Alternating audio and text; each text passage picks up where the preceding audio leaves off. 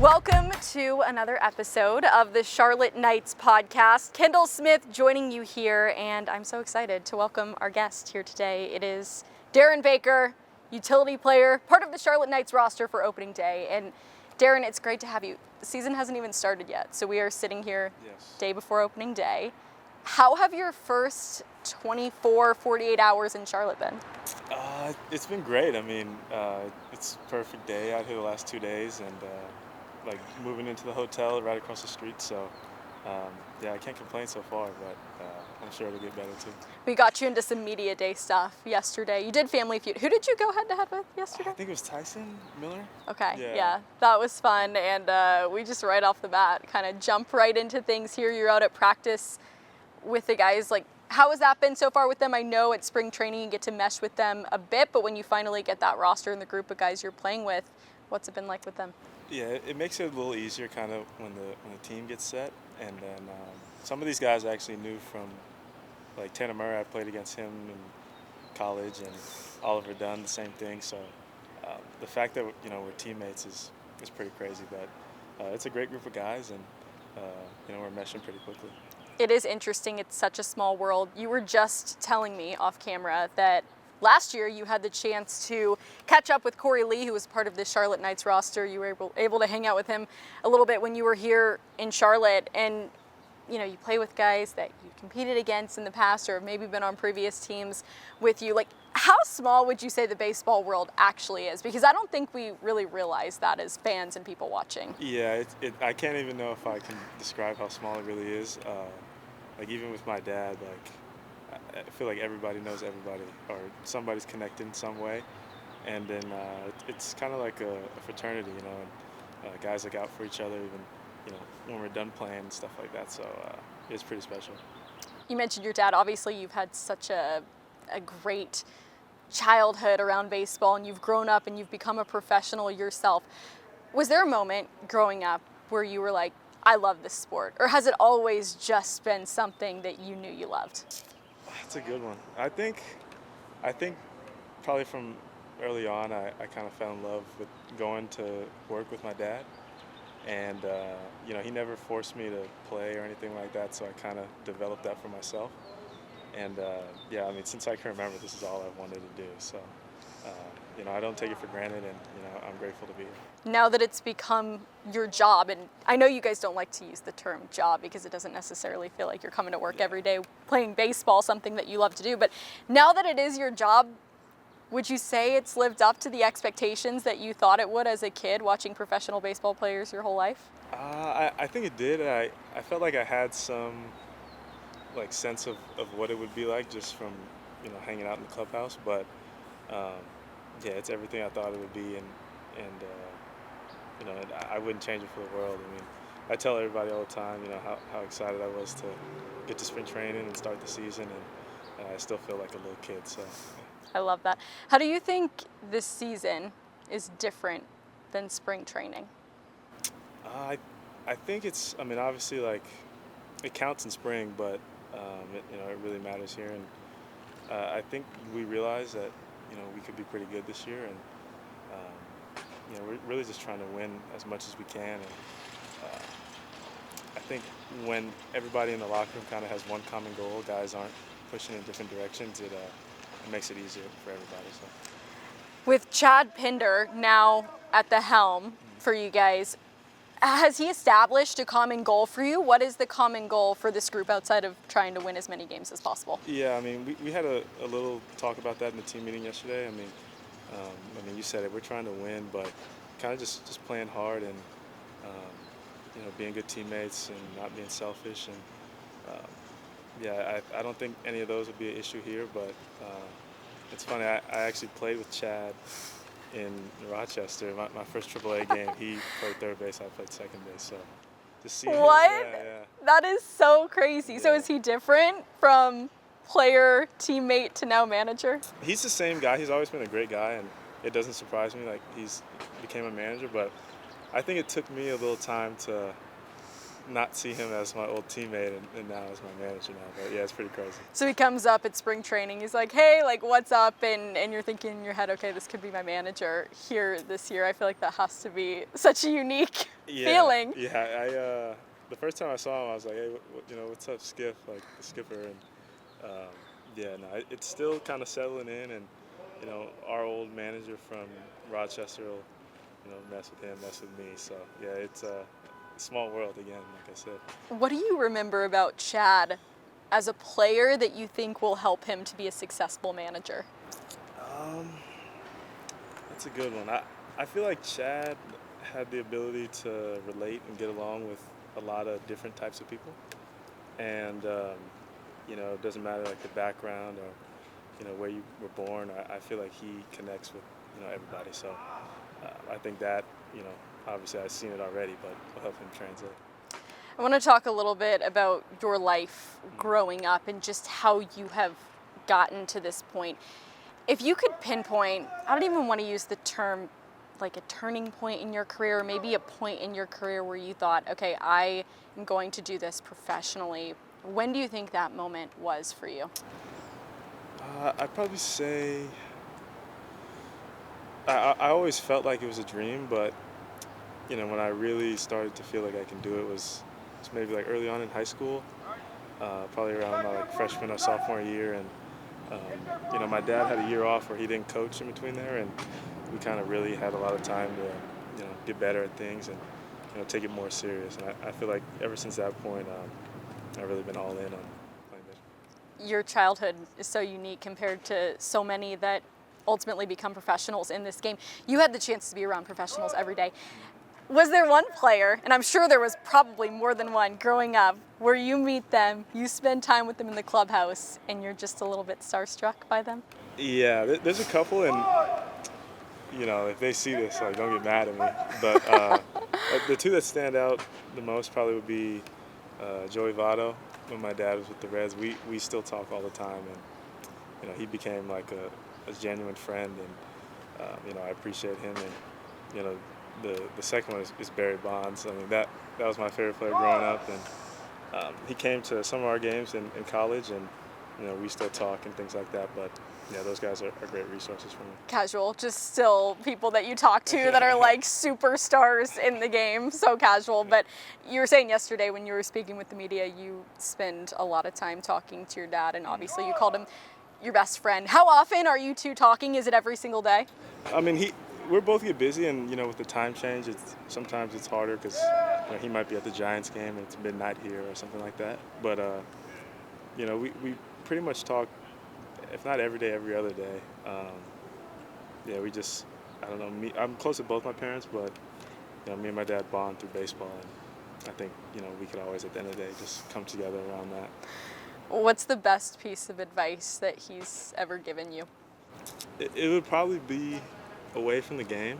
I feel like my dad is really generous, and like he has an ability to the first time you meet him, it feels like you've known him for a while, and he's real open, and yeah, the lessons he's taught me as a man, just kind of just being myself and treating people how I want to be treated. I think watching him was a great example. Yeah, and that stuff way more important than anything anybody could do on the field, and you obviously know that. But from an on-field perspective, playing baseball, what parts of your game do you look at and think, okay, maybe that's a little similar to how my dad did it?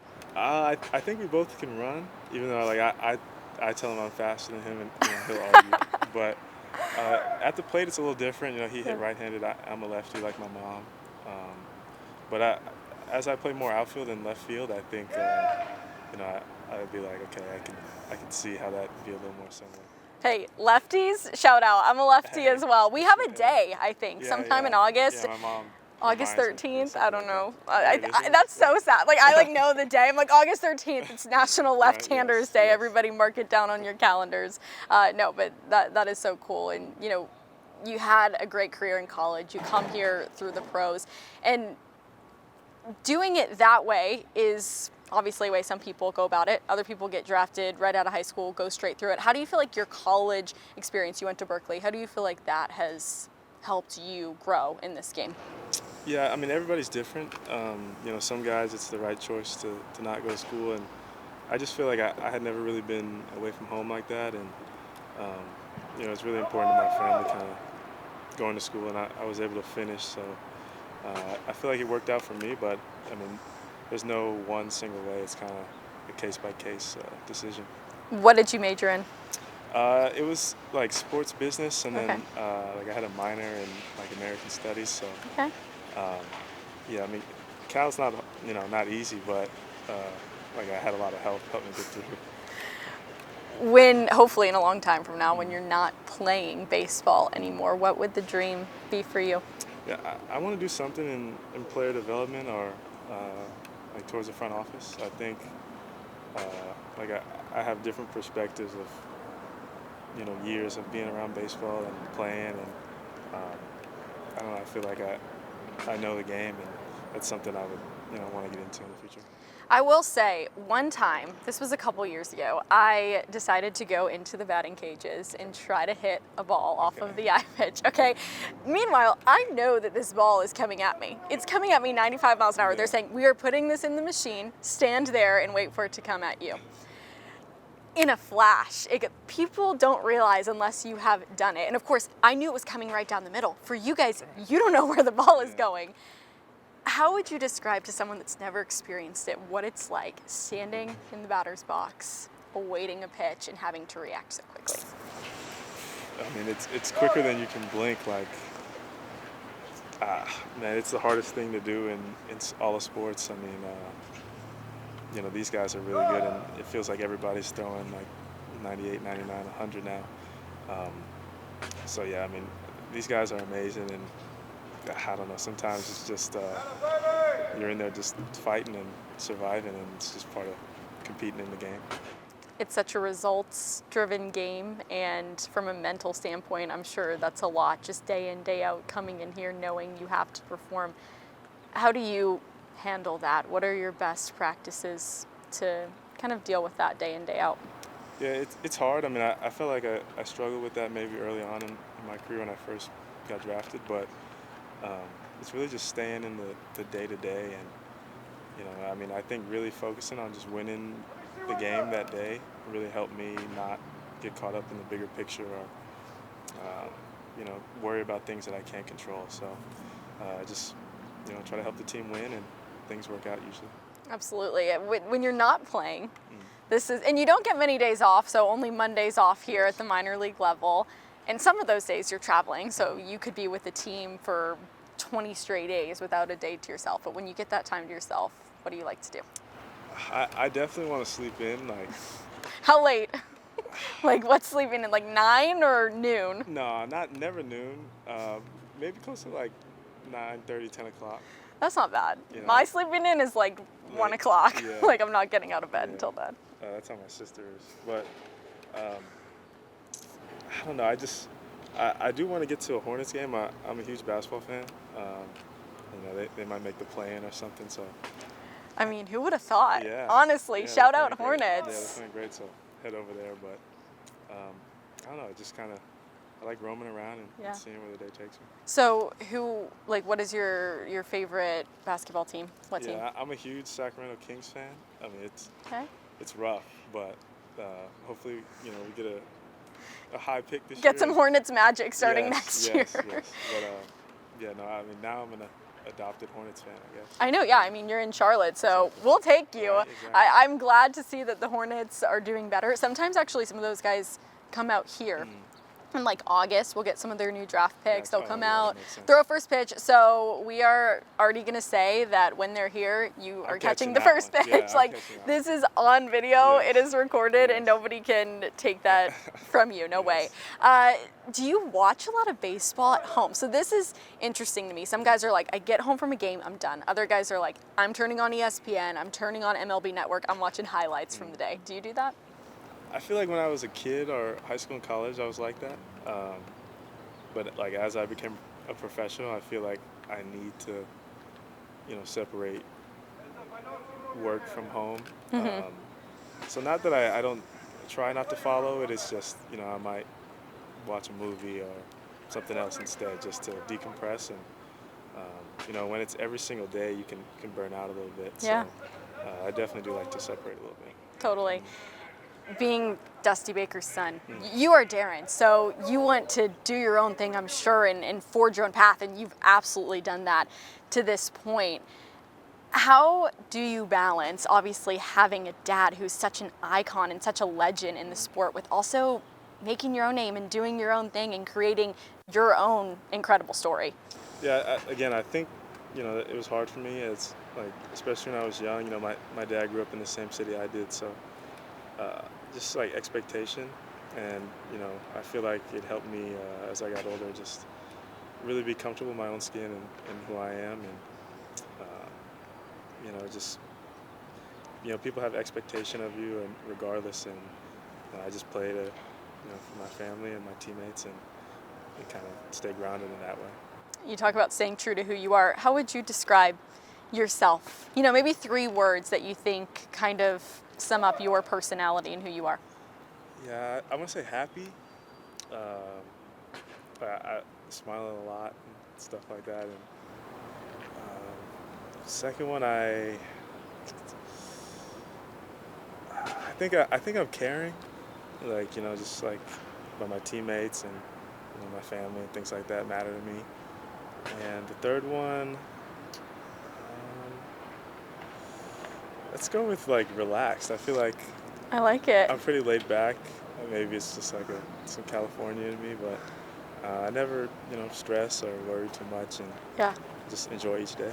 I like that. We always say that about our California guys. So Chase Mydroth was on the team for a blank last year. He was with us for a couple weeks, and we would always say, okay, you're so relaxed, like you're such a Cali boy, like you're so chill. I have to go to yoga or get a massage or something to relax. I'm definitely not relaxed, so I need your tips on just how you stay that way. Or is that just kind of how you've always been? It's kind of just how I've always been. I mean, nothing really like gets me too high or too low, and or I don't really feel sped up. I think, maybe it's something in the water, but I don't know what it is. That's great. Yeah. I'm jealous, to be honest with you. I'm like, this is why I was never going to be a professional athlete at this level, because you obviously have to have a certain level of tenacity, and you have to be able to handle it mentally, and it's not easy, especially playing baseball. Yeah. So you just had the off season. You have 6, 7 more months of playing before you'll probably get to even think about a vacation. Yeah. But if you could go anywhere in the world, anywhere that you haven't been, where would it be? I want to go to Italy. I was just there. Really? It was at the Olympics. Really? So cool. I'm jealous now that you told me. But, it was awesome. Yeah, no, I tell like all my friends, and like I love Italian food, so I feel like I would like it. Maybe one day I'll get out there. Pizza or pasta? Pasta. Yeah. Agree. Okay. Yeah. Oh, this is actually serious. Okay. What shape noodle do you prefer? Like a bow tie, linguine? I like a linguine. I used to eat some like bow tie or some rigatoni, but I don't know what it is. I've just been on linguine lately. Do you think that they taste different, the pasta shapes? Well, I might try it now and see if they do. I feel like they do. We should actually make this a video. We should make this a segment. Get some different pasta shapes, because I genuinely believe they taste different. Blindfold and see. That's good. Okay. All right. Content that's definitely going to be coming your way this season. Yeah, I agree. Pasta's better. I went to Italy for almost 2 weeks. I came back. I don't think I've had pasta since, which it's for 2 reasons. One, because I ate it every single day along with pizza, but also you're not going to get it as good here in the States. Everything after that is below. I know. But there are a couple really good places here in Charlotte. Mama Ricotta's, North Italia, which is kind of more of a chain. They had that in spring training too. It was pretty good. Yes, they have one out in Arizona. So yeah, there are a couple really great places here. But hopefully they get you some good post-game meals going. I know actually right now you're probably supposed to be having a post-practice meal, and you're sitting here talking with us. So I will let you do that. But Darren, you're the best. Thank you so much for joining us here on the Charlotte Knights podcast. We can't wait to see what you do here this season with the Charlotte Knights. We're excited to have you in the White Sox organization, and just appreciate the time. Thank you. I appreciate you having me.